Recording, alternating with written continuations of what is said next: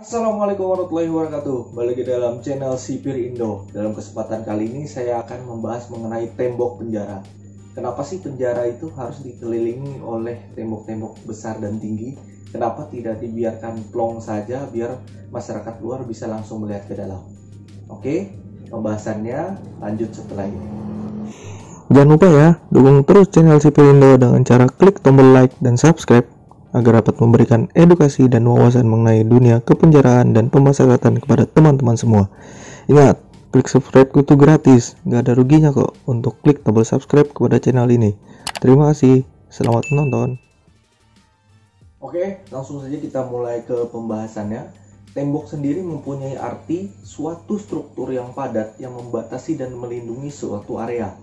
Maksudnya begini, tembok itu berguna untuk membatasi suatu ruangan menjadi sebuah ruangan-ruangan, dan tembok itu dapat menyokong struktur lainnya dalam sebuah bangunan. Di Indonesia sendiri, lapas, rutan maupun penjara itu mempunyai tinggi tembok rata-rata 4 meter dan mempunyai bangunan atau struktur yang kokoh. Mungkin ada beberapa lapas rutan yang memang di bawah 4 meter tingginya, itu mungkin lapas dan rutan yang dibangun yang sudah lama, tapi rata-rata yang ada di Indonesia itu tingginya 4 meter. Mungkin bisa juga lebih. Terus fungsi tembok penjara sendiri adalah mempunyai dua fungsi, yaitu yang pertama adalah melindungi sebuah penjara dari serangan dari luar. Yang kedua, melindungi sebuah penjara dari serangan dari dalam. Oke, mungkin kita akan bahas satu-satu serangan dari luar maupun serangan dari dalam. Yang pertama, serangan dari luar adalah misalnya satu, melindungi petugas maupun narapidana dari serangan dari luar atau pihak-pihak dari luar yang tidak menyenangi atau mempunyai masalah sebelumnya kepada pihak-pihak yang ada di dalam, yaitu warga binaan maupun petugas. Jadi fungsi tembok di sini melindungi serangan dari luar adalah melindungi pihak yang ada di dalam dari kejahatan orang-orang yang ada di luar yang ingin menyakiti ataupun membuat takut pihak-pihak yang ada di dalam lapas maupun rutan. Yang kedua, mencegah masuknya alat-alat berbahaya yang dapat membahayakan situasi keamanan di dalam sebuah penjara.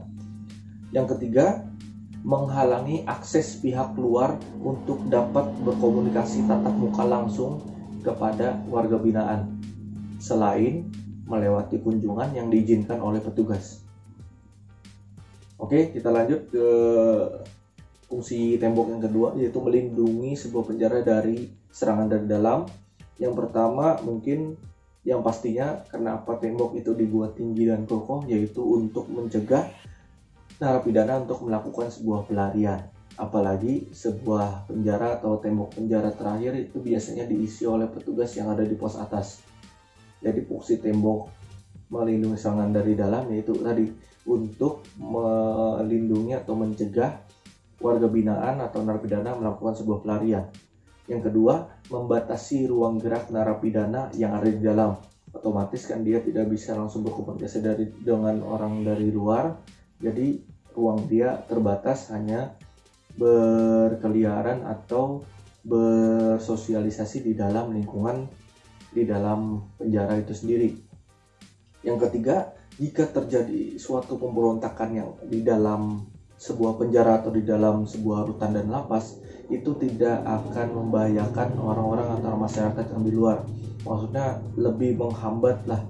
Kalau misalnya ada kerusuhan atau apapun yang ada di dalam, paling tidak lebih menghambat untuk tidak langsung memberikan dampak negatif kepada masyarakat yang berada di luar bangunan sebuah penjara.